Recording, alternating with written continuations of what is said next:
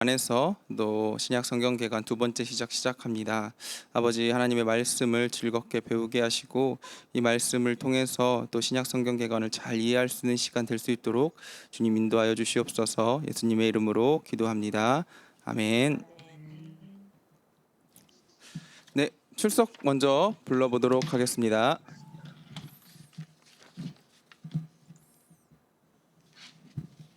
제가 이름 불러드리면은 읽으신 성경 말씀해 주시면 되겠습니다. 강경옥 집사님,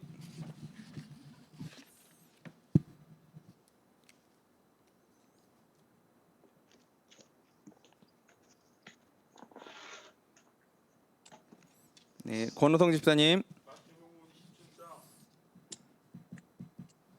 김관영 집사님, 마태복음 22장입니다.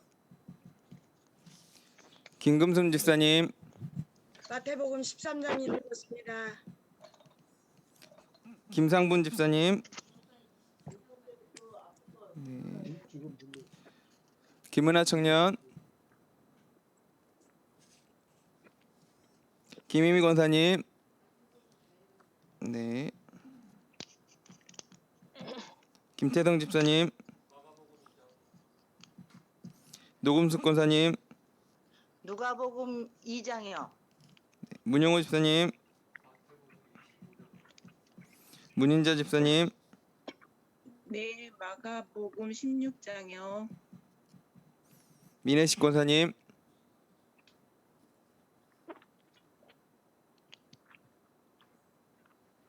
박순천 권사님, 누가복음 3장이요. 박재랑 권사님, 박현미 집사님, 마태복음 20장입니다. 박현희 집사님, 누가복음 1장입니다.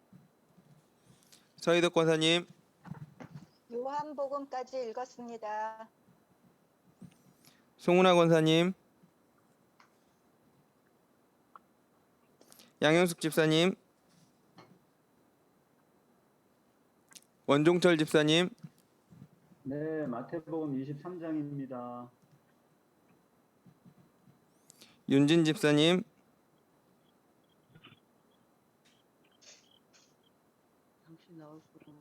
이동숙 권사님, 누가복음 8장입니다. 이상은 권사님, 마태복음 25장이요. 이선희 집사님,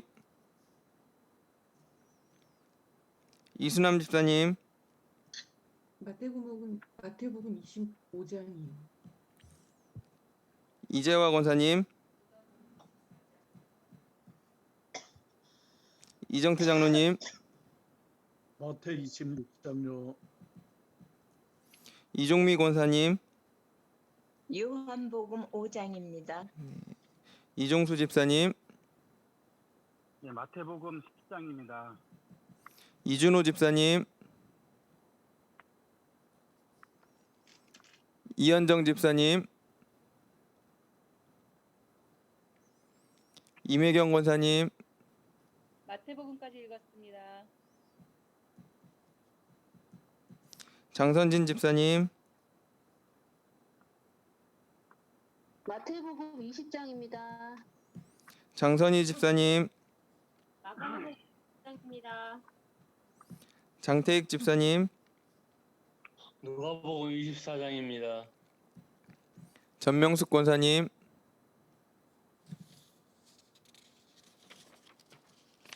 정성덕 집사님, 정임순 권사님, 마태복음 28장이요. 정지영 권사님, 네, 누가복음 24장입니다. 정하영 청년, 마태복음 6장이요. 조정혜 집사님, 마태복음 25장이요. 최미영 권사님, 최혜순 권사님, 고린도후서 1장부터 에베소서 6장까지 읽었습니다. 네. 최지은 집사님, 마태복음 10장이요. 황상현 집사님, 노금선 장로님,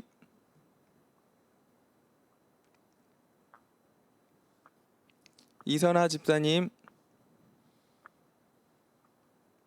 네 마이크 키시고 얘기하셔 주세요.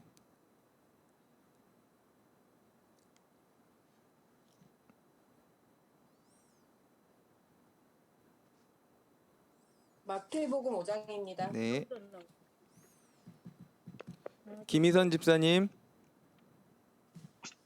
이왕군주까지 다 읽었습니다. 네.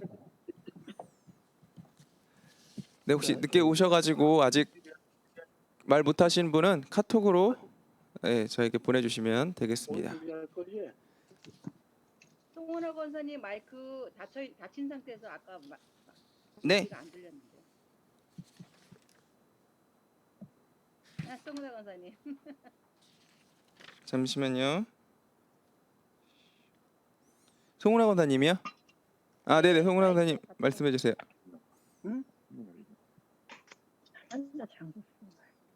마이크를 여셔야 되는데 네네.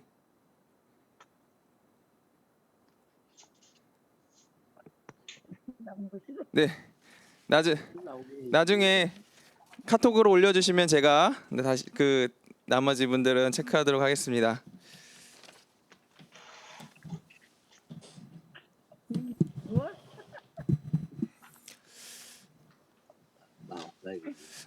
네, 오늘 우리가 함께 볼 것은 제2강 지리적 배경에 관해서입니다.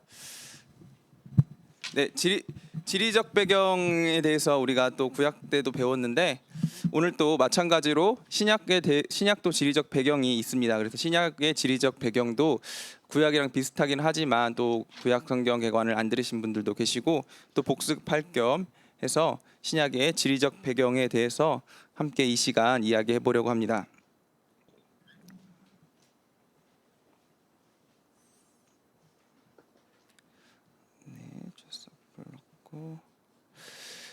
네, 우리 지난 시간 했던 구약 성경 개관 복습을 짧게 다시 한번 해보도록 하겠습니다. 오늘은 구약 성경 개관 복습을 좀 왕의 관점에 대해서 함께 보면서 짧게 가보려고 하는데, 자 보시면 이 구약 성경에 우리가 신약 성경에 보면 메시아 사상이라는 게 있습니다. 이게 뭐냐면은 이 땅을 다스려 주실 참된 왕이 이 땅 가운데 오시기를 바라는 이스라엘 백성들의 마음이에요.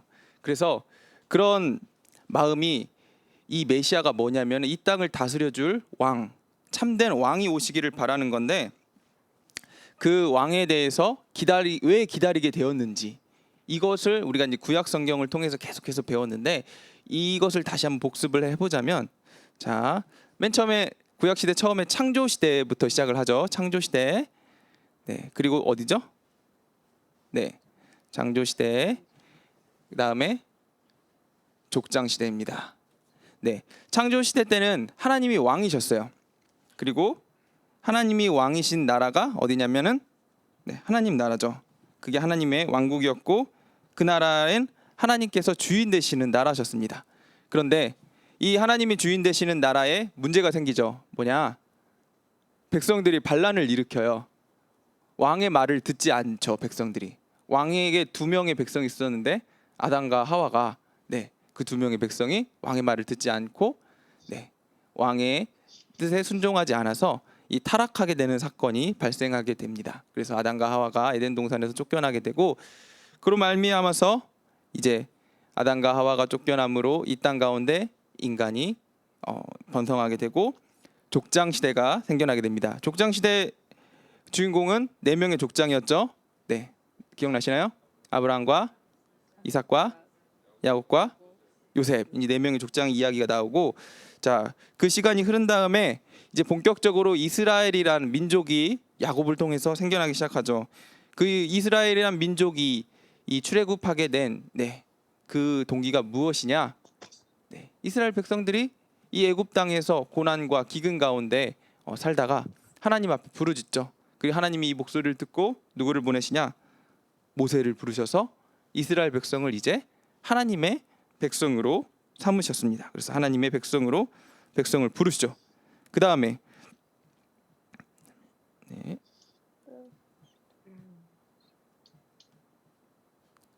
자, 이 하나님의 백성들이 어떻게 하나님의 복을 받는지 여호수아 가나안 정복지대를 통해서 이 하나님 앞에 순종한 백성들이 받는 기업 그리고 그 복에 대해서 여호수아서에 등장합니다. 그런데 이렇게 하나님의 복을 받았던 백성들이 교만해져서 다시 어떤 일을 벌이나요? 사사시대 하나님을 왕으로 섬기지 않아요. 그래서 사사시대의 중심 내용이 뭐냐? 왕이 없으므로 사람이 자기 소견에 옳은 대로 행동한다. 이게 사사시대 때 이야기하는 거죠. 자, 그런데 이 사사시대가 암울한 사사시대가 지나고 다시 한번 하나님께서 이 땅 가운데 이제 하나님이 왕이 아니라 중심이 되는 하나님을 왕으로 모시는 이 땅에 인간의 왕을 세워주시죠.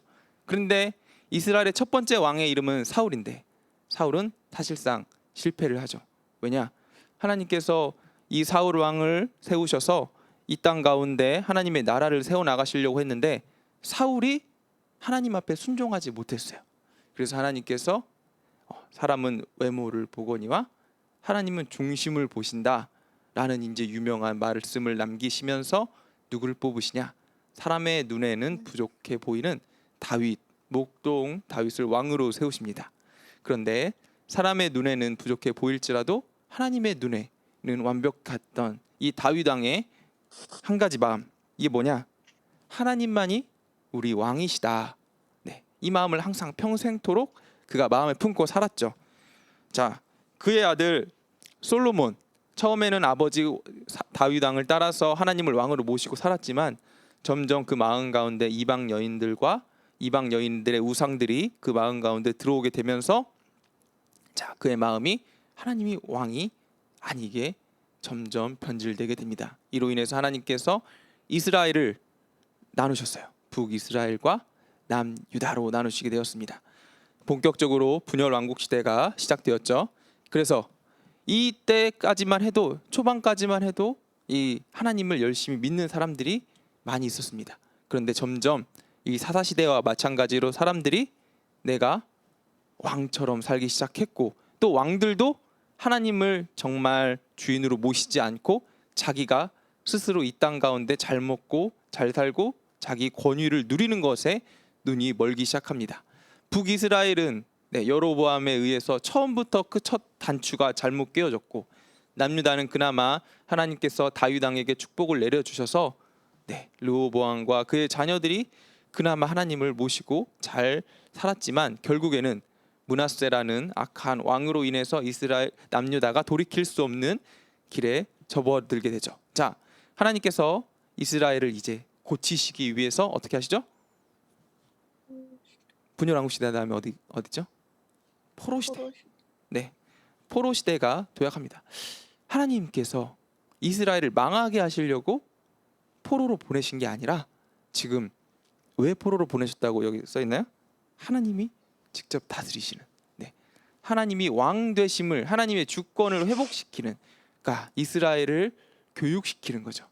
우리가 부모가 자녀가 망하라고 때리는 게 아니듯이 이 자녀가 하나님의 말씀에 순종하는 것이 자녀가 가장 잘 되는 길이기를 알기 때문에 하나님께서는 이스라엘을 조금 힘들지만 포로라는 극단적인 방법을 통해서 이스라엘 가운데 이 하나님을 향한 믿음을 회복시킵니다.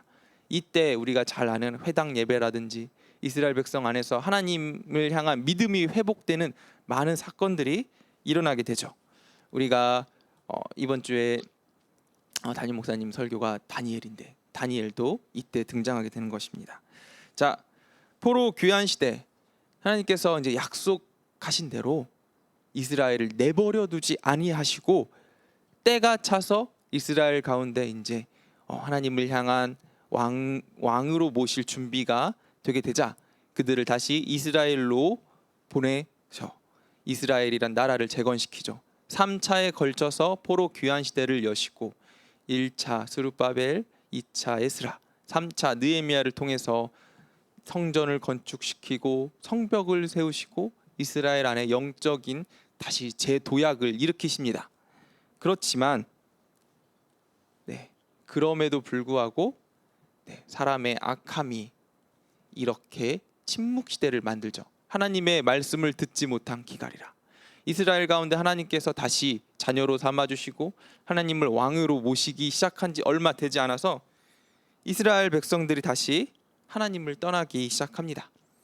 네, 이 시대가 바로 침묵 시대고, 우리 지난 시간에 침묵 시대를 같이 다시 한번 이야기하면서 말씀드렸죠.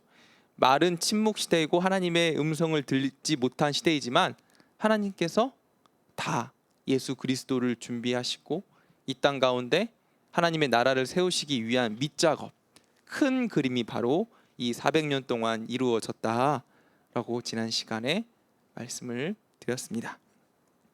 자, 그래서 오늘 이과 지리적 배경에 대해서 함께 이야기합니다.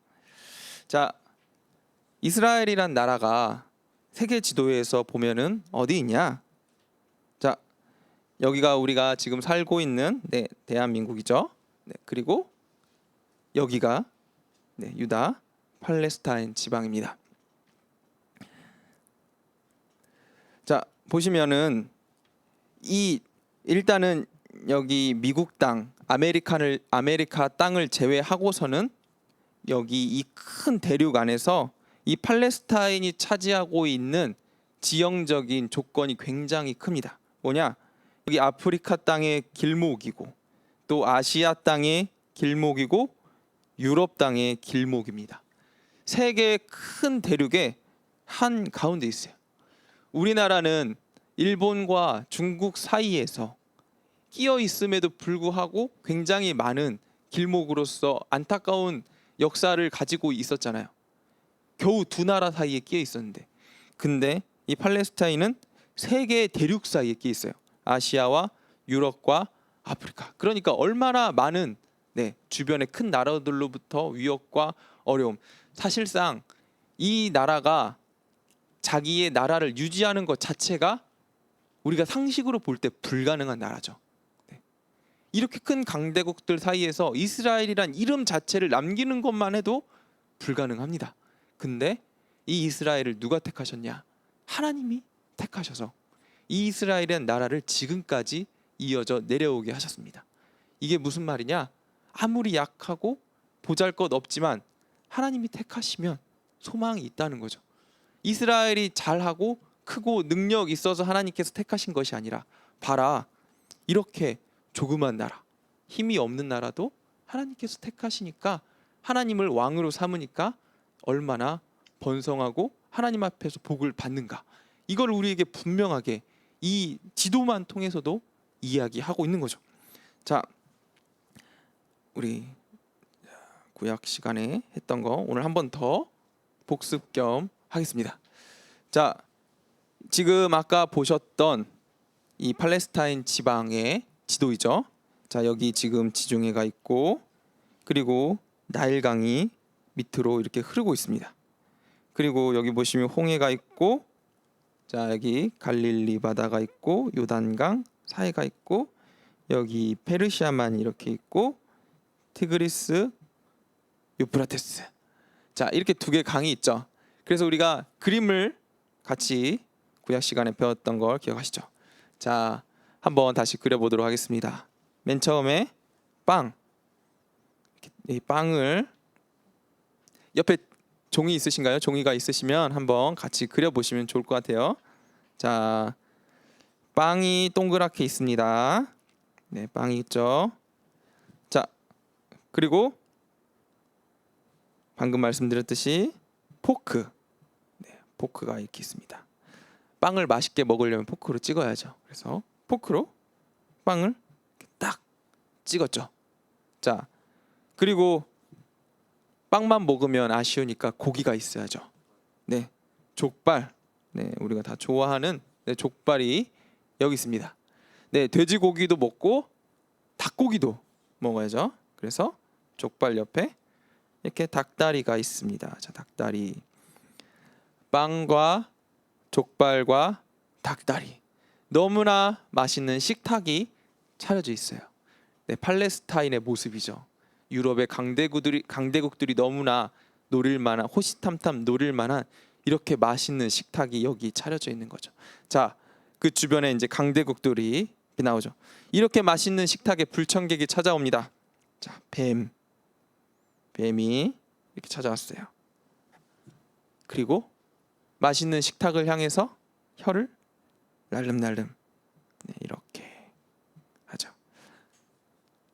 좀 놀라운 그림인 것 같아요. 이렇게 맛있는 식탁을 향해서 뱀이 이렇게 날름날름 하는데, 이 뱀이 날름날름한 이 지역에서 이 뱀에서 세계적인 문명이 탄생했죠. 특별히 수메르 문명이라고 불리는 이 문명이 여기서 지금 유프라테스 강 유역에서 탄생하게 됩니다.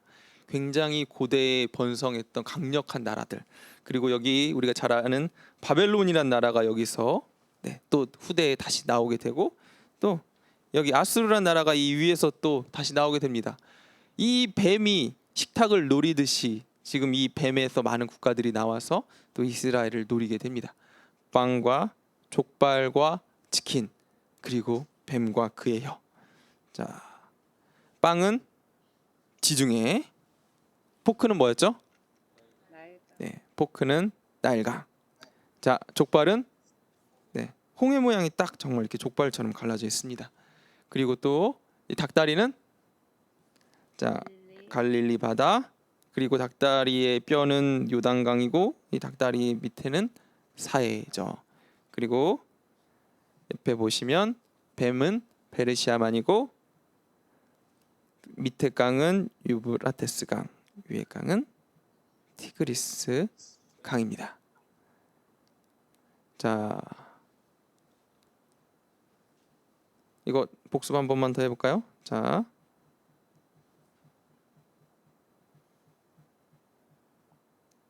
한번 다시 그려볼게요.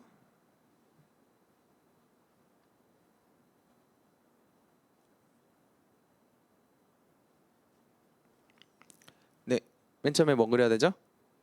빵 그리고 그 다음에 포크, 네, 그리고 족발, 네, 그 다음에 닭다리, 자, 그 다음에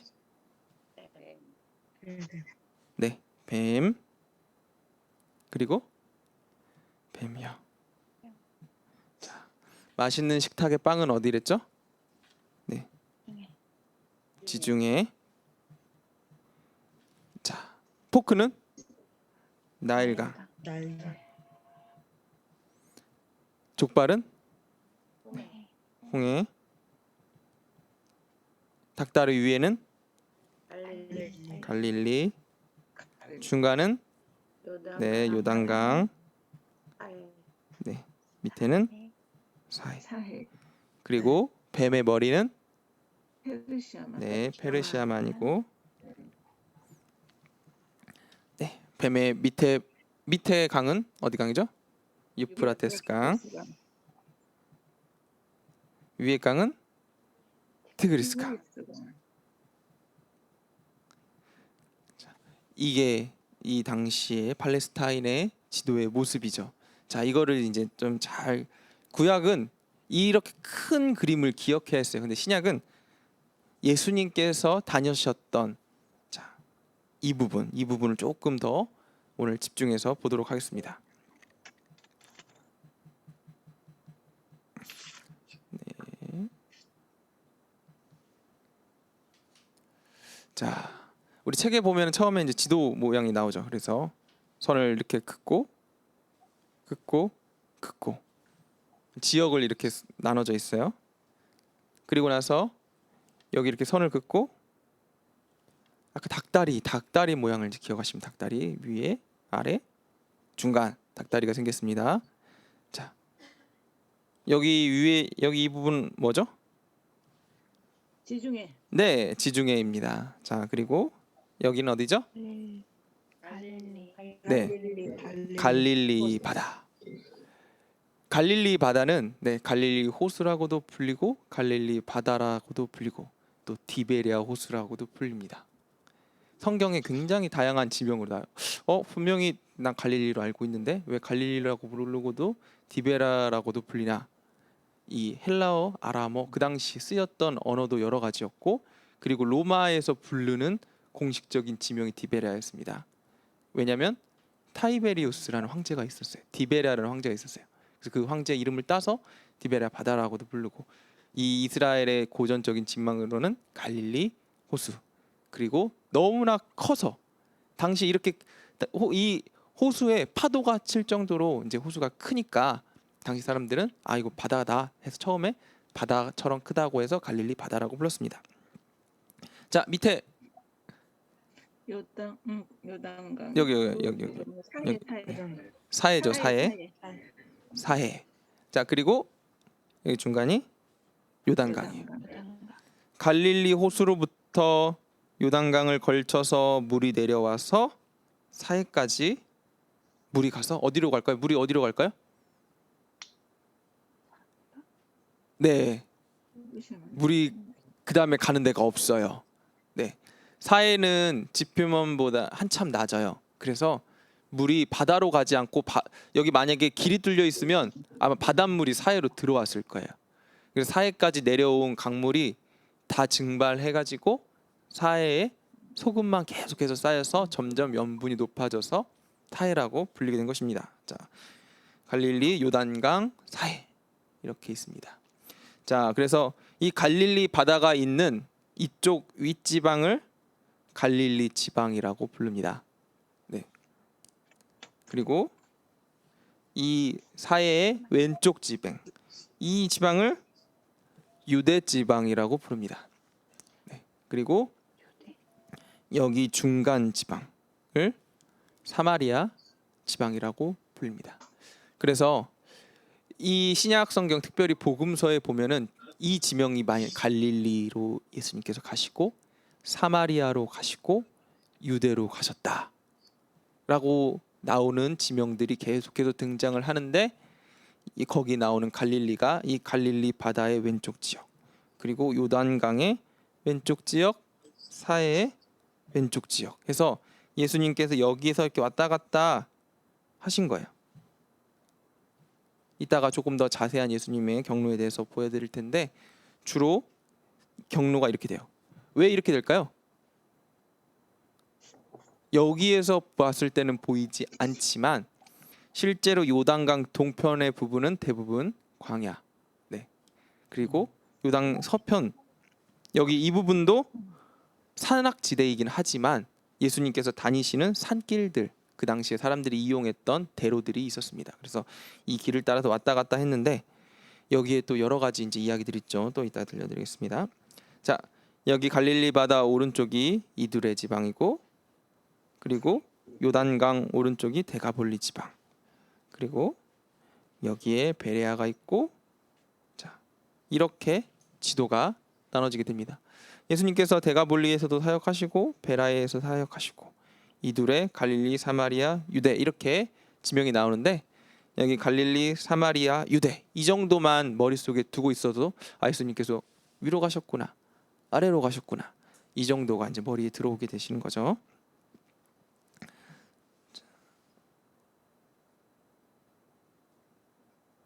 네, 여기 밑에 이 지도 보이시죠? 이 지도가 뭘 뜻하느냐면, 이 지금 지도를 뚝 잘랐어요. 횡으로 잘랐을 때 이스라엘의 평면도입니다. 네, 이렇게 딱 잘랐을 때 평면도죠. 이스라엘의 모양이 딱 이렇게 생겼어요. 산이 나왔다가 이 뚝 꺼졌다가 다시 산악 지방으로 바뀌는, 사람이 살만한 지역이 생각보다 많이 없다는 거죠. 그런데 여기 보시면 지중해로부터 많은 비구름이 몰려와서 이 비구름이 산을 딱 맞으면 어떻게 될까요? 비가 많이 내리겠죠. 그래서 이 나누면 이쪽 지역이 비가 많이 오는 비옥한 평야 시대가 많이 이루어지게 됩니다. 그리고 나서 이쪽 지방은 비가 좀 안 오니까 약간 건조한 지방이고, 여기 이제 이 강이 흐르고 있으니까 그나마 사람이 살만한 지역이고, 다시 산이 이렇게 딱 하고 여기는 다 높은 고원 광야 지대여서 사람이 살기가 힘듭니다. 자, 그래서 크게 이스라엘의 기후는 1번 기후와 2번 기후와 3번 기후 이렇게 다양하게 이 조그만한 나라인데 여기 보시면 고온 다습하고 네 여기는 고온인데 습도가 굉장히 낮은 이런 세 가지 다양한 기후가 이 이스라엘 안에서 존재하게 되는 거죠. 자, 네. 네. 이두레랑 이두메랑 다른 지역입니다. 네네. 그 거기 이제 이두메랑 이두레랑 다른 지역이라서 이 위쪽 지방이랑 밑에 거기는 그냥 도시 이름이 다른 지역입니다. 네. 자, 여기 보시면 사막으로부터 건조한 바람이 오는 곳이 3번 지형이니까 여기는 농작물이 잘 못 자르죠. 그리고 이번에 이 강과 계곡이 있는 데서 농사를 조금 짓고 그렇지만 여기는 큰 평야가 없기 때문에 많이는 짓지 못하고 여기 비옥한 땅에 대부분의 농산물이 자라게 됩니다. 자, 여기 보시면 이 헐몬산이라는 큰 산이 있어요. 갈릴리 바다 오른쪽 윗부분에 이 이스라엘에 내려오는 이 갈릴리 바다의 모든 수원들이 이쪽에 있는 큰 고원지대로부터 시작이 되는데 여기에 있는 이제 헐몬산이 대표적인 높은 산이죠. 이쪽에 보시면 여기 북쪽에 풍부한 수자원 그리고 남쪽은 부족한 수자원이라고 돼 있어요. 왜냐? 북쪽에 큰 높은 산들이 있어서 이쪽으로부터 이 물들이 내려오기 시작합니다. 그래서 헐몬산으로부터 항상 헐몬산 높이가 지금 2,850m잖아요. 굉장히 높아요. 이 산에는 만년설이 항상 쌓여 있습니다. 그래서 이 산에서 온도가 좀 낮아져서 눈들이 많이 녹아서 네. 많은 이 눈들이 녹아가지고 물이 흘러내려와서 이 갈릴리 바다로 들어가게 되고 그리고 이 갈릴리 바다에서 들어간 물이 요단강을 걸쳐서 사해로 가게 됩니다. 그래서 헐몬산으로부터 이 수원이 있다는 거 또 기억해 주시면 좋을 것 같고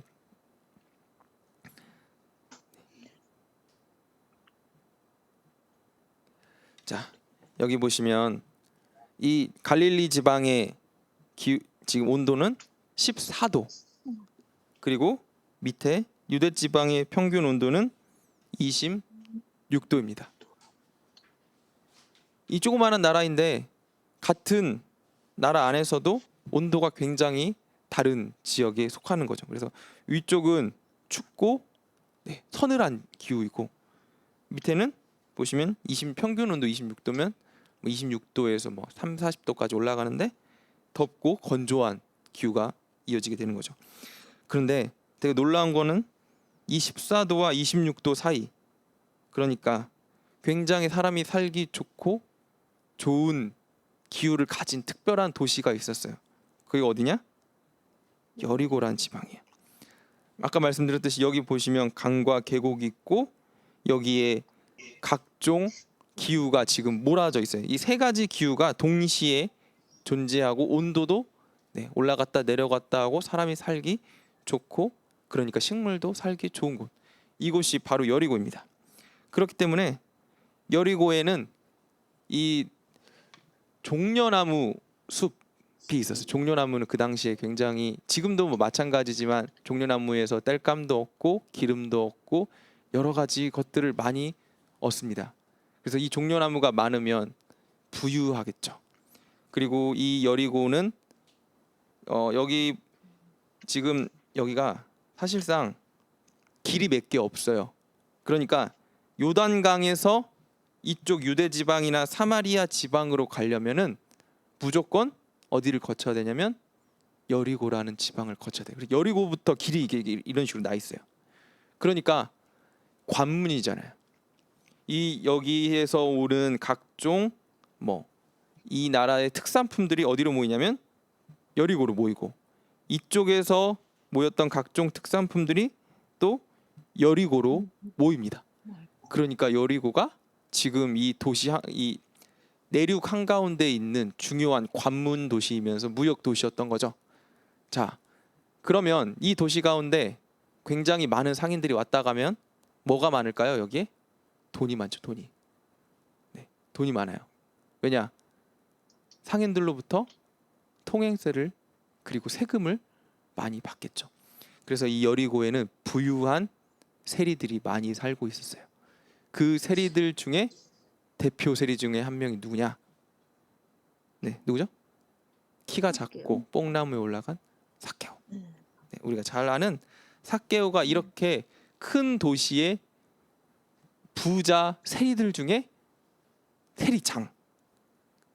그러니까 삭개오가 예수님한테 가서 얘기하죠. 내가 누군가의 재산을 뺏었다면, 그리고 내 재산의 일부를 가난한 사람들에게 나눠주겠습니다.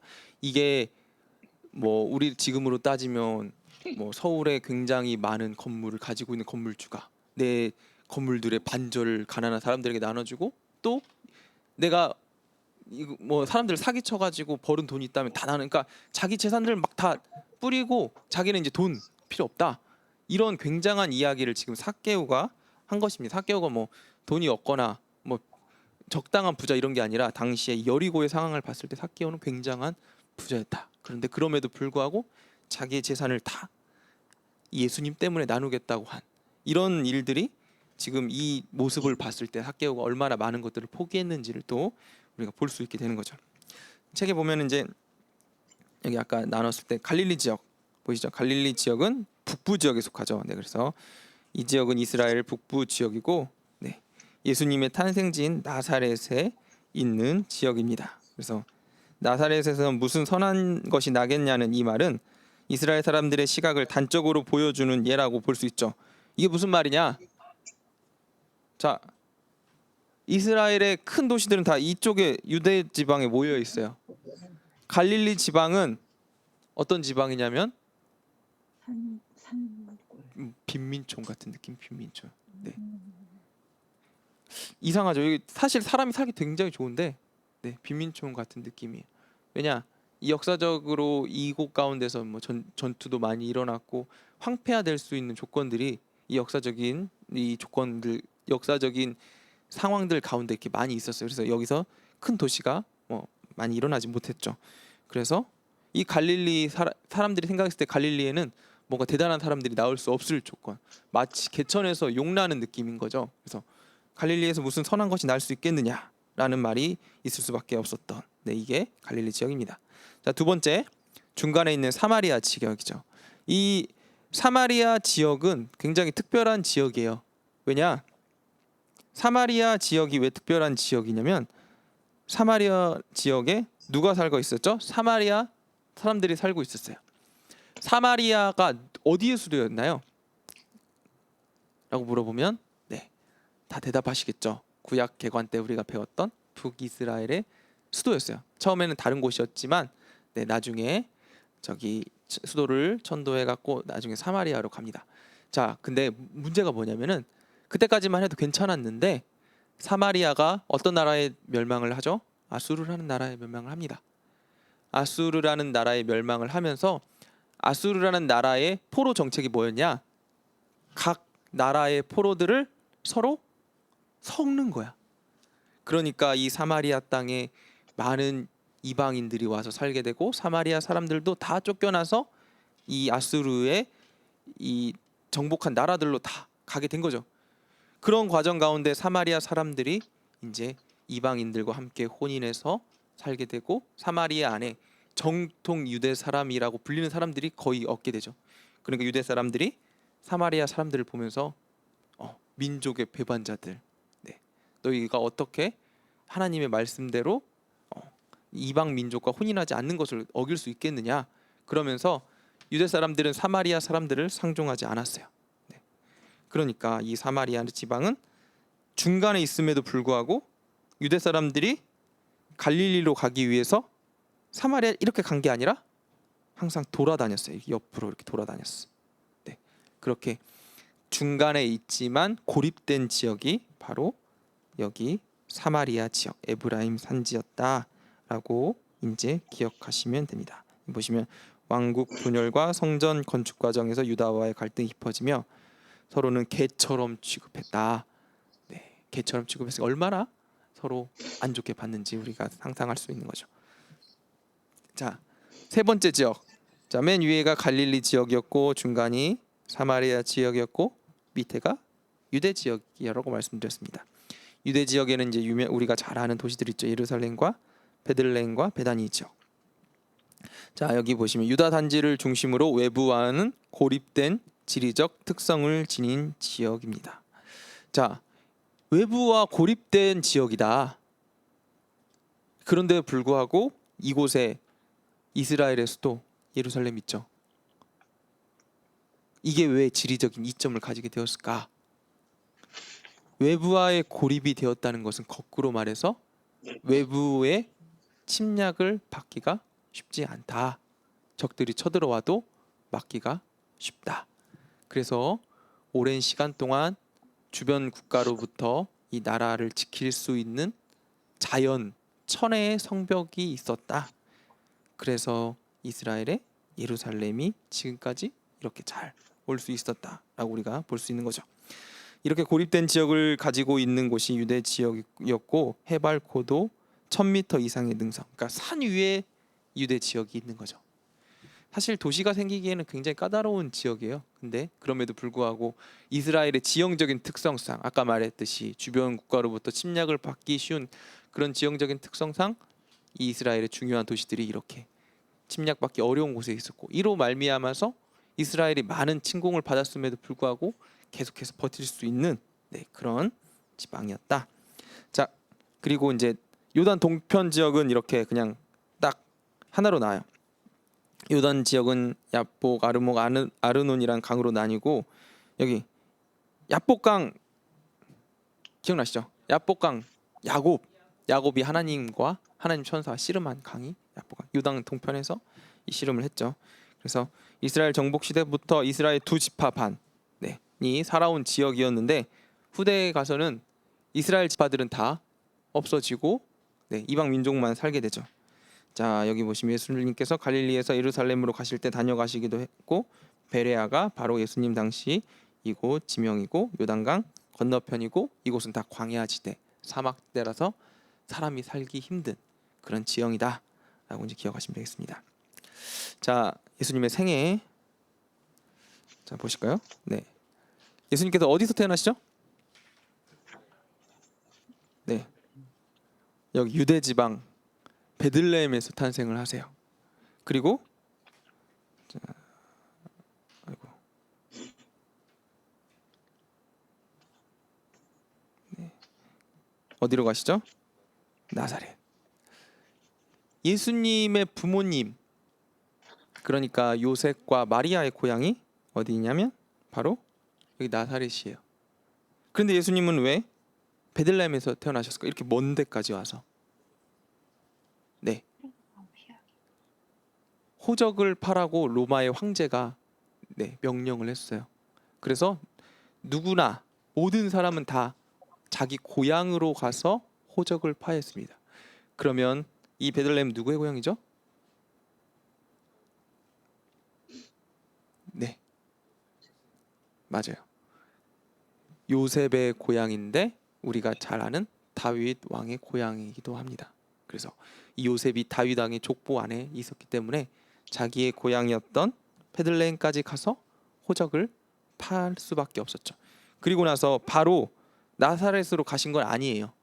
어디를 걸치냐면 여기서 이쪽으로 도망가죠. 왜? 헤로드 왕이 아기들을 다 죽였어요. 우리가 이제 뭐 예수님 탄생 이야기 잠깐 드리자면 예수님이 탄생하실 무렵에 동방 박사들이 이 별을 보고 예루살렘으로 찾아왔어요. 왜냐? 별이 어떤 별이냐면 왕의 별이에요. 왕의 탄생의 별이니까 왕이 태어났구나 하고 왕을 축하하기 위해서 왕궁으로 갔어요. 예루살렘 왕궁으로 갔는데 예루살렘 왕궁에는 아기가 탄생하지 않았죠. 그래서 헤로드 왕이 이 이야기를 듣고 나의 이 권력과 왕권을 빼앗을 어떤 사람이 태어났나 보다 하고 그 당시에 태어난 아기들을 다 죽입니다. 그래서 이 헤로드 왕의 이 명령을 피해서 마리아와 요셉이 예수님을 안고 애굽으로 피했다가 점점 이것들이 잦아지니까 다시 고향 나사렛으로 돌아와서 예수님의 유년 시절을 보냅니다. 예수님의 아버지 요셉이 목수였기 때문에 예수님도 아버지의 가업을 이어서 목수였을 가능성이 굉장히 높죠. 그래서 아버지와 함께 이 나사렛에서 유년 시절을 보내고, 그리고 유년 시절에 자 여기 보시면 예수님께서 이곳 요단강에서 누구에게? 세례 요한에게 세례를 받으시죠. 자, 그리고 세례 요한에게 세례를 받으시자마자 성령에게 이끌려 광야로 가십니다. 자, 광야로 나가시죠. 여기 아까 말씀드렸듯이 이쪽이 다 뭐라고요? 광야라고 말씀드렸어요. 그래서 예수님께서 요단강에 세례를 받으시고 성령에 이끌려 광야로 나아가시죠. 그리고 시험에서 승리하신 이후에 다시 갈릴리 땅으로 돌아오셔서 여기 갈릴리 바다에서 누구를 부르시냐면 갈릴리 어부들을 부르시죠. 고기 잡고 있는 어부들을 제자로 부르시고 또 세리마테라, 또 예수님의 제자들을 이 갈릴리 지방을 돌아다니시면서 부르십니다. 그리고 이 가나안의 혼인잔치, 사실상 이 지금 제자를 부르시는 것과 혼인잔치가 비슷한 시기는 아니에요. 왜냐하면 이 혼인잔치는 예수님께서 본격적으로 사역을 시작하시기 전이에요. 그렇지만 혼인잔치 때 예수님께서 이 마리아가 예수님께 말씀하시죠. 예수님 지금 이곳에 있는 어려움을 조금 예수님께서 해결해 주시길 바랍니다라고 엄마가 얘기하는데 예수님께서 아직 내 때가 아니다 라고 몇 번을 얘기하시지만 마리아의 간청으로 인해서 물 떠오라, 하인들에게 물을 떠오라고 해서 물을 포도주로 변화시키죠. 이 모습을 제자들이 지켜보게 됩니다. 자, 그리고 나서 갑자기 가나에서 예루살렘으로 바뀌어요. 이게 무슨 말이냐? 예수님께서 살아생전에 몇 번 예루살렘에 올라가세요. 왜 올라가실까요? 유대인들은 예루살렘의 절기마다 올라가게 되어 있습니다. 뭐 계속 올라갈 형편이 안 되는 사람들은 1년에 한 번 정도 올라가지만 이 형편이 되는 사람들은 절기마다 올라가게 되고, 예수님도 살아생전에 절기에 한 번, 1년에 몇 번 올라가셨는지 모르겠지만 몇 번 예루살렘으로 가셨어요. 그래서 예루살렘에 올라가셔서 성전 정화 사건을 일으키죠. 분노하세요. 뭐 때문에? 성전에서 장사하고 있는 많은 사람들 때문에. 근데 사실상 성전에서 장사하고 있는 그 사람들 자체 때문에 화가 난 게 아니라, 나중에 또 말씀드리겠지만 그 상황을 만든 지도자들, 바리새인과 서기관, 제사장들, 그들에게 경고하신 거죠. 너희들 이렇게 하지 말아라. 그리고 이 사건으로 인해서 그들로부터 미움을 받으시고 이제 쫓겨 다니시는 그런 상황에 처하게 되시는 거죠. 자, 이런 성전 정화 사건을 일으킨 다음에 한밤중에 이것을 본 니고데모가 찾아오죠. 니고데모가 누구냐? 거룩한 공의의, 그러니까 상당히 높은 바리새인들 중에 한 명이었어요. 그런데 그가 공식적으로 예수님을 찾아가면은 어때요? 배신자로 지키니까 몰래 한밤중에 찾아와서 그가 예수님께 묻죠. 예수님, 어떻게 하여야 영생을 얻을 수 있겠습니까? 니고데모가 물어보는 질문이 뭐예요? 영생이에요, 영생. 그런데 이 영생에 대한 질문이 니고데모만 했겠어요? 그 당시에 살고 있는 수많은 사람, 유대인들이 그거에 대한 질문을 가졌고, 그걸 어디서 찾았냐면 하나님, 유대교회 하나님에서 찾았는데, 니고데모는 아무리 생각해도 그곳에는 영생이 없는 것 같은 거죠. 그러니까 예수님께 찾아와서 정말 참 진리는 어디 있느냐 물어보니까 예수님께서 거듭나야 된다. 뭘로? 성령으로 거듭나야 된다. 그리고 유명한 말씀을 하시죠. 바람이 어디서 와서 어디로 가는지 모르듯이 성령으로 난 사람도 그러하다. 그러니까 하나님의 일하심이 우리의 뜻대로가 아니라 하나님의 뜻대로 이루어지는 거다 하면서 성령으로 거듭나야 된다는 것을 니고데모에게 이야기하시고, 니고데모가 이 이야기를 듣고 돌아갔다가 한참 동안 나오지 않다가 어디 다시 나오냐면은 예수님 돌아가실 때 다시 나오게 됩니다. 자, 그리고 이제 예수님께서 아까 말씀드렸듯이 예루살렘에서 다시 갈릴리로 갈 때 사람들의 보통 루트는 이렇게 돌아가거나 이렇게 돌아갑니다. 그런데 예수님께서 이걸 가로지르는 루트를 택하셨어요. 왜? 여기 사마리아 여인 만나려고. 사마리아 여인을 만나기 위해서 이 사마리아 한 지방을 통째로 통과를 하시면서 이 여인을 만나서 이 여인에게는 많은 남편이 있었는데 이 여인도 항상 마음 가운데 그런 영적인 소망함을 가지고 살고 있었죠. 그래서 예수님을 만나자마자 이 여인이 했던 질문 중에 하나가 뭐였냐면은 저기 그리심산 그리고 그 당시에 이제 예배를 드리는 사마리아의 이 산당들이 있었어요. 그리고 남유다에 있었던 이스라엘 유다 사람들은 어디서 예배를 드렸냐면 예루살렘 성전에 드렸어요. 그러니까 이 사마리아 사람들은 여기서도 드리고 이스라엘 사람들은 저기 성전에서 드리는데 도대체 어디서 예배를 드리는 게 맞냐라고 물어봤을 때 예수님께서 갑자기 장소에 대한 이야기가 아니라 예배를 드리는 자는 신령과 진정으로 예배할 때가 온다. 그 얘기를 남기시고 이 여인은 그 이야기를 듣고 아 참 메시아시구나 라는 이야기를 듣고 사람들을 전도하죠. 이런 이야기가 있습니다. 그리고 예수님의 고향으로 다시 돌아가셔서 이 고향에서 예수님께서 수많은 이제 예수님의 살아생전의 사역을 세 가지로 우리가 분류하자면 가르치시고 고치시고 전파하신. 가르치신 건 뭘 가르치셨어요? 율법을 가르치시기 율법. 구약 성경. 그 당시에 하나님 나라에 대한 말씀, 하나님의 말씀 뭐였냐면 구약 성경이었겠죠. 그러니까 하나님의 말씀을 가르쳤어요. 그리고 뭘 고치셨겠어요? 모든 악한 것들, 병과 마귀와 악한 것들을 다 고치시고 전파하셨어요. 뭘? 이제 방금 얘기했듯이 하나님 나라가 곧 오게 될 것임을. 이스라엘 사람들이 아까 말씀드렸듯이 기다리고 있었던 메시아를 기다리고 있었던 거는 뭐냐? 메시아가 다스리는 나라를 기다리고 있었다는 거죠.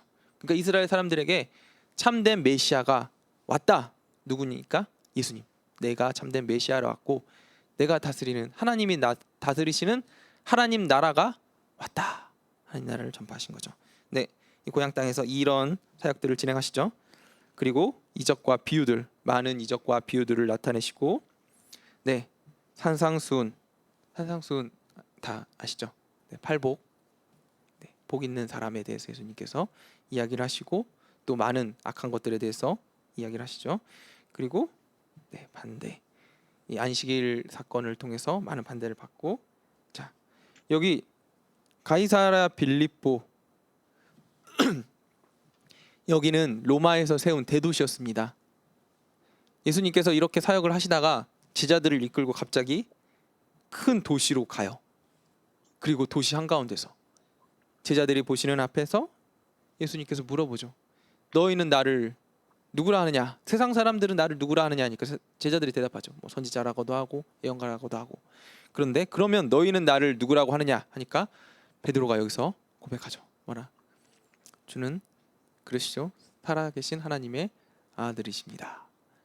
우리가 이제 단편적으로 들었을 때는 굉장히 베드로가 멋진 말을 했다라고 이야기할 수 있는데 이 가이사랴 빌립보 지방이 방금 말씀드렸듯이 굉장히 큰 대도시였습니다. 시골에서 예수님께서 대단한 사람이다라고 하는 것과 휘황찬란한 대도시에서, 그러니까 지금 돈이면 다 되는 세상 가운데서 지금 베드로가 다른 사람들은 다 이 돈이 최고야, 돈이면 다 되지라고 이야기하는데 베드로가 돈이 아니라 예수님이 다 하실 수 있습니다라고 지금 고백하고 있는 것입니다.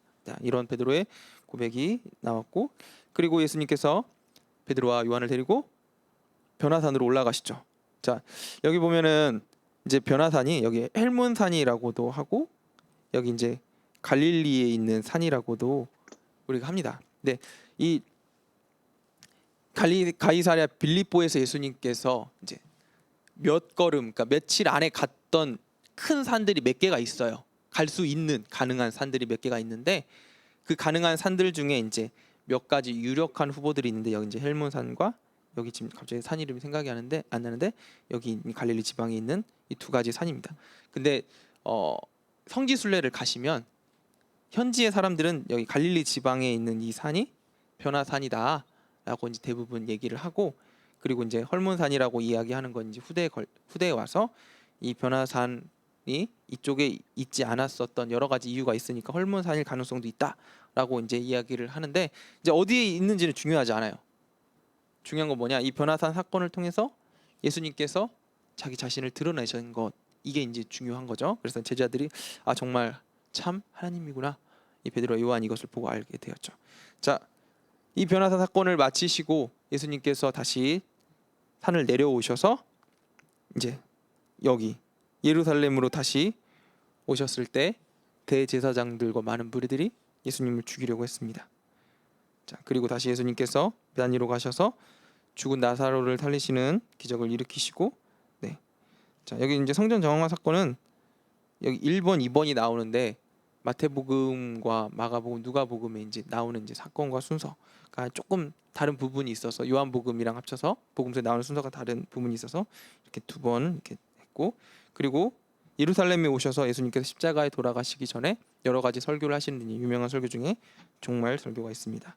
그리고 돌아가시기 전날 밤 제자들을 모아놓고 최후의 만찬을 벌이시고, 네, 그리고 십자가에 돌아가시고 그리고 부활하십니다. 지금 여기 나오는 이 사건들이 다 예루살렘에서 이루어지게 된 거죠. 그리고 부활 승천하십니다. 자, 예수님께서 사역하신 이 사역의 루트를 묶어봤더니 여기 보시면 C자 모양이다. 그래서 이런 식으로 예수님께서 돌아다니셨다. 네, 순서는 조금 왔다 갔다 하지만 대충 이런 모양으로 주님께서 움직였다라는 것 정도만 기억하시면 되겠습니다. 자, 제가 지금 얘기한 거는 뒤에 또 예수님의 생애를 하면서 굉장히 자세하게 또 말씀드릴 건데, 오늘 이렇게 예수님께서 그냥 막 이 이야기들이 나오는 게 아니라 여기 보시면 이 지형을 따라서 길을 따라서 움직인 걸 이제 여러분들에게 보여드리기 위해서 한번 쭉 읊어드렸습니다. 자, 보시면 이렇게 움직이셨다는 거 보시면 될 것 같고, 예수님의 생애와 또 예수님의 생애를 이어서 초대교회 시대가 있죠. 그래서 초대교회 시대 잠깐만 또 말씀드리면, 자, 예수님은 여기 작은 팔레스타인 이 예루살렘과 그 지방에서만 움직이셨다면, 교회는 이렇게 넓은 배경을 중심으로 움직이기 시작합니다. 네, 교회들이 이렇게 커져 나가서 결국에는 유럽과 아시아와 아프리카와 미국까지 펼쳐나가게 된 거죠. 그래서 교회가 처음에 이제 사도행전 1장에서 12장에 보면은 원래 예루살렘에 처음 예수님의 제자들로 인해서 믿는 이들이 세워졌죠. 그런데 문제가 생겨요. 무슨 문제가 생기냐면은 예수님도 박해당하셨잖아요. 그런데 예수님을 믿는 사람들도 처음에 사람의 무리가 적었을 때는 괜찮았어요. 그런데 그 무리가 많아지니까 그 당시에 이 이스라엘의 권력을 잡고 있는 사람들이 유대교 사람들이었겠죠. 유대교 사람들이 봤을 때 지금 이스라엘의 예수 믿는 사람들은 다 이단입니다. 그러니까 예수 믿는 사람들을 다 박해하기 시작했어요. 그 유명한 박해자 중에 한 명이 누구냐? 사도 바울이죠. 바울도 그리스도를 믿는 많은 사람들을 박해하고 다녔습니다. 그 중에 한 사람이 스데반이죠. 스데반 집사. 이 헬라파 그리스도인들 중에 이 7명의 집사를 세우라고 해서 세워진 집사 중에 한 사람이 바로 이 스데반 집사였는데, 이 스데반 집사가 하나님의 말씀을 전하고 다니다가 많은 유대인들 가운데 예수 그리스도의 복음을 전하다가 돌에 맞아서 죽습니다. 그리고 그 돌에 맞아 죽는 그 증인의 역할을 한 사람이 바로 사도 바울이죠. 어찌됐든 간에 이 스데반이 죽고 교회가 핍박을 당하게 되는 상황이 펼쳐져서 이 예루살렘의 많은 교회들이 어떻게 되냐? 예루살렘을 떠나요. 네, 우리가 여기서만 복음을 전하는 것이 아니라 이 기회에 다른 곳에서도 복음을 전해야겠다 해서 이 교회가 특별히 여기 보시면 헬라파 유대인들, 그러니까 이방인 유대인들이 이방인 헬라파 유대인이라고 하면은 이방인이면서 그리스도를 믿은 유대인들이 큰 박해를 당해서 교회를 어디로 옮기냐면 안디옥으로 주거지로 옮깁니다. 그래서 히브리파 유대인들의 주거지가 예루살렘이 되고 헬라파 유대인들의 주거지가 이 안디옥 교회가 돼서 예루살렘 교회와 안디옥 교회, 초대 큰 주된 교회가 두 개가 세워지게 되는 것입니다. 자, 이 안디옥 교회가 세워지고 나서 안디옥 교회에서부터 복음 전파가 시작돼요. 자, 안디옥 교회에서 누구를 파송하냐? 원래는 바나바를 파송을 했습니다. 근데 바나바가 혼자 가지 않고 누구를 초청하냐면은 바울을 초청해요. 그래서 바나바가 바울을 데리고 첫 번째 전도 여행을 떠납니다. 자, 첫 번째 전도 여행을 떠나는데 구브로를 거쳐요. 왜냐? 구브로가 바나바의 고향이었거든요. 먼저 우리 고향부터 전도했으면 좋겠다 해서 구브로를 걸쳐서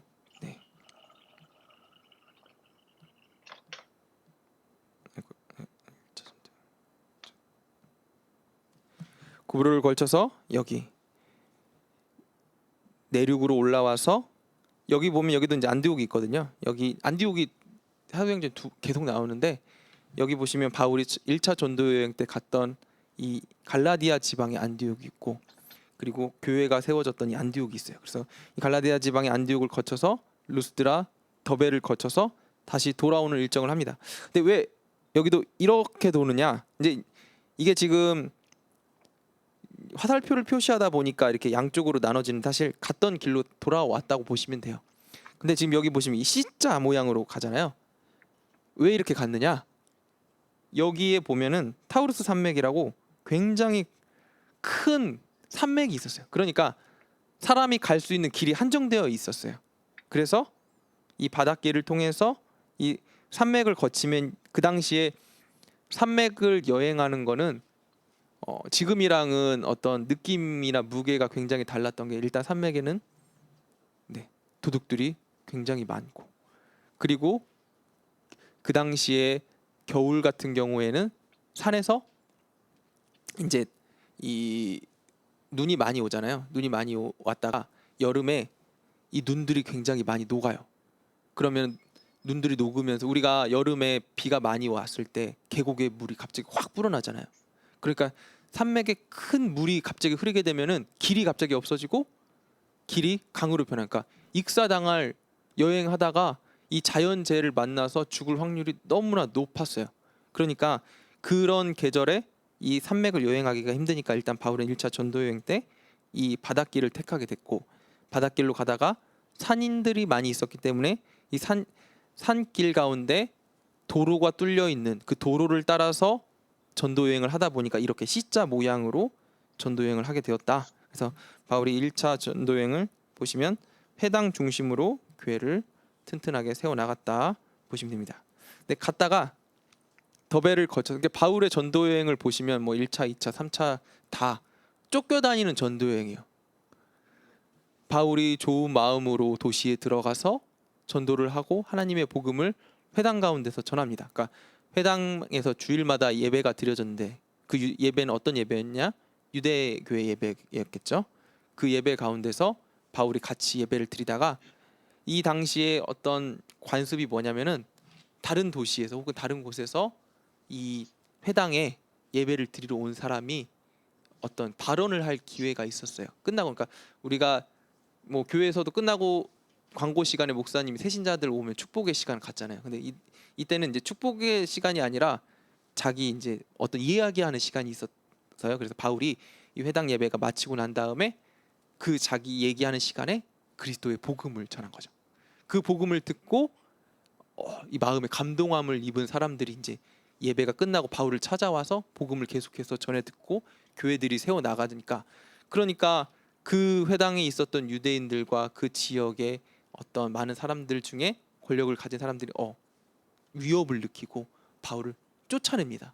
그래서 바울이 복음을 전하다 계속해서 쫓겨나요. 그래서 1차 전도 여행도 복음 전하다가 쫓겨나고 돌맞고 쫓겨나고 여러 가지 이유로 계속 복음 전하고 쫓겨나는 과정을 반복하다가 더베까지 갔다가 이제 다시 돌아오는 길에 바울이 복음 전하고 쫓겨난 교회들을 몰래 다시 들어가서 그 교회 안에서 리더들, 그러니까 장로들과 집사들과 교회를 인도할 리더들을 다시 든든하게 세우고 돌아옵니다. 이제 바울의 전도여행 이런 식이에요.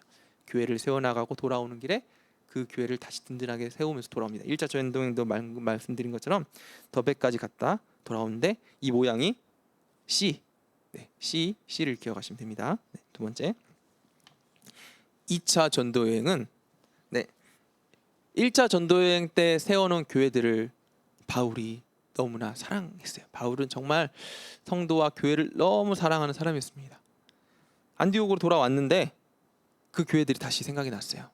그리고 그래서 2차 전도 여행 때는 방금 말씀드렸듯이 이번에는 육로로 갈 수 있는 시기였습니다. 그래서 육로로 바울이 갔던 1차 전도 여행 때 갔던 이 C자 모양, 아까 이런 모양 있잖아. 여기 세워졌던 교회들을 한번 돌아보고 갔다가 드로아까지 갔는데, 원래 바울의 목표 2차 전도 여행에서 바울이 전도하고 싶었던 지방은 이 갈라디아 윗지방이었어요. 갈라디아 밑에 지방을 전도하고 이번 소아시아의 갈라디아 윗지방을 전도하러 가는 게 그의 사명이고 목표고 계획이었는데, 이 드로아 지방에 갔는데 갑자기 성령님께서 바울에게 이야기하시는 거죠. 너 여기 너의 목표대로 갈라디아 지방으로 가지 말고 여기 다리 건너가지고 유럽으로 떠나라.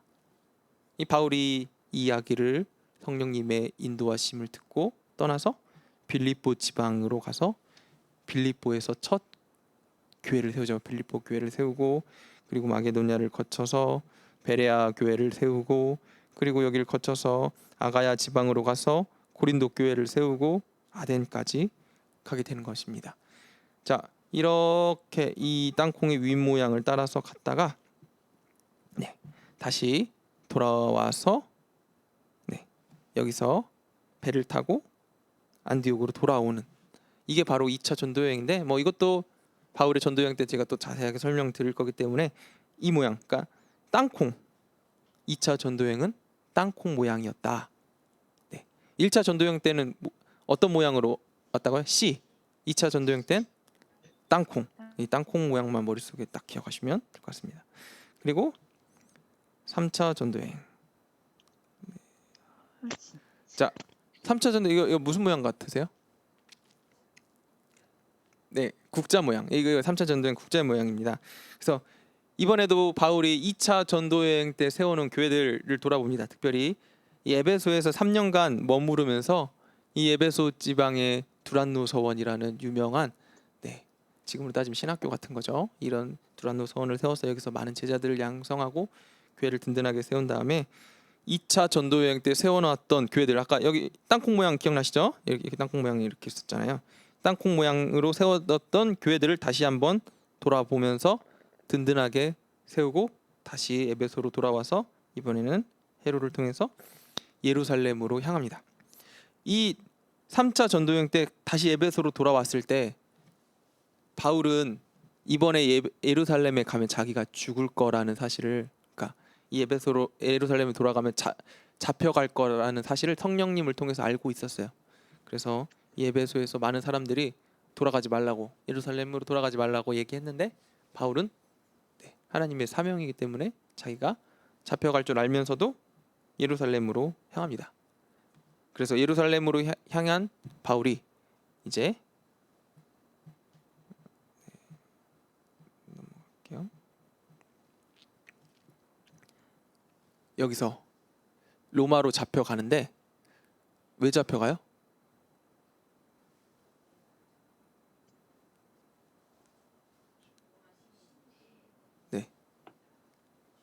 죄명이 뭐죠?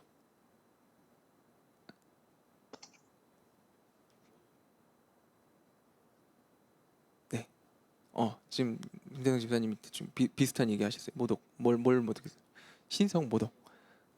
뭐 사실 신성 모독은 잡혀갈 죄는 아니잖아요. 이 로마 법에 따르면 사실 상관없는 죄예요. 근데 유대인들이 고발을 했어요. 이 사람이 신성 모독을 하는데 신성 모독이 그냥 신성 모독의 수준이 아니라 지금 로마 황제를 신성 모독했다. 그러니까 이 유대인들 지금 바울이 미운 이유가 예수 그리스도, 그러니까 그들이 믿는 유대교의 하나님을 모독했기 때문에 미운데, 교묘하게 로마 황제를 모독했다. 그러니까 로마를 위협할 만한 존재가 바로 바울이다라고 이 총독에게 했고, 이 총독은 지금 이 바울을 데리고 재판을 아무리 해도 바울에게서 범죄한 사실이 크게 드러나지 않는 거예요. 근데 유대인들이 자꾸 이 사람을 죽이려고 하니까 이 바울을 로마로 지금 보낸 겁니다. 바울이 가지고 있던 로마 시민권이 오히려 그에게 지금 생명을 보호하는 수단이 된 거죠. 어찌되었든 간에 바울은 이것을, 자기가 가진 모든 것을 사용해서 지금 바울의 평생 소원, 로마의 복음 전하는 일, 우리가 죄인이 되고 죄수가 되는 건 사실 안 좋은 일이잖아요. 근데 바울은 복음 전하기 위해서 지금 자기의 신분을 죄인으로까지 만들게 되는 것입니다. 이게 얼마나 이 하나님의 사명을 받은 사람이 얼마나 놀라운 일을 할 수 있는 것인지 알 수 있어요. 우리가 유명한 복음 전도자들의 얘기를 중에 하나를 들어보면은 뭐 그런 얘기도 있잖아요.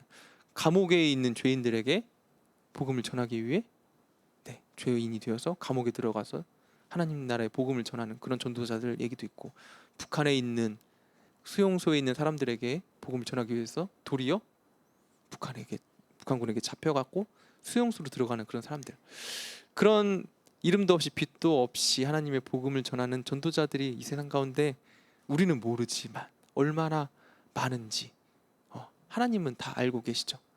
그래서 엘리야가 하나님께 지금 내가 지금 이렇게 고난받고 핍박받고 나 차라리 죽고 싶습니다 이야기할 때 하나님 뭐라고 이야기하시죠? 너에게 사명이 있고 또 하나님을 따르는 너가 모르는 또 많은 사람들이 있다라고 하나님께서 얘기를 하시죠. 우리가 그리스도인으로 살다 보면은 분명히 이런 핍박과 어려움이 닥칠 텐데, 그런 상황 가운데서 하나님께서 분명하게 사명받은 자에게 주시는 은혜가 있고 또 혼자가 아니라는 사실, 그리스도인으로서 또 우리가 함께 사명을 감당하는 수많은 사람들이 동역자들이 있다는 사실을 우리가 또 이 바울을 통해서 기억하셨으면 좋겠고, 바울이 이렇게 예루살렘에서 글에 대해서를 걸쳐서 뺑뺑뺑뺑 이거는 풍랑 만난 거예요. 유라굴라라는 당시에 이 풍랑이 굉장히 유명했어요. 이 계절에 가면 무조건 만나. 근데 바울은 그래서 이 그레데를 떠날 때 선장에게 지금 가면 안 됩니다라고 얘기를 했는데, 선장이 지금 날씨 괜찮으니 가자 해서 유라굴라 폭풍을 만나서 여기 원래는 여기 로마까지 가는 배였는데 이 멜리데라는 섬에서 이 바울이 정박을, 그러니까 배가 난파되어 멜리데라는 섬까지 가게 되죠. 그래서 멜리데 섬에서 또 복음을 전하는 그런 하나님의 은혜가 있고, 그래서 이 로마 섬까지 바울이 가게 됩니다. 자, 보시면 로마에서 2년간 구금이 되어 있죠. 이때 바울이 옥중 서신을 씁니다. 뭐냐면은 에베소, 골로새서, 빌립보, 빌레몬서, 이렇게 4개의 옥중 서신을 쓰게 됩니다. 이런 바울의 모든 과정들 가운데 하나님의 인도하심이 분명히 있는 거죠.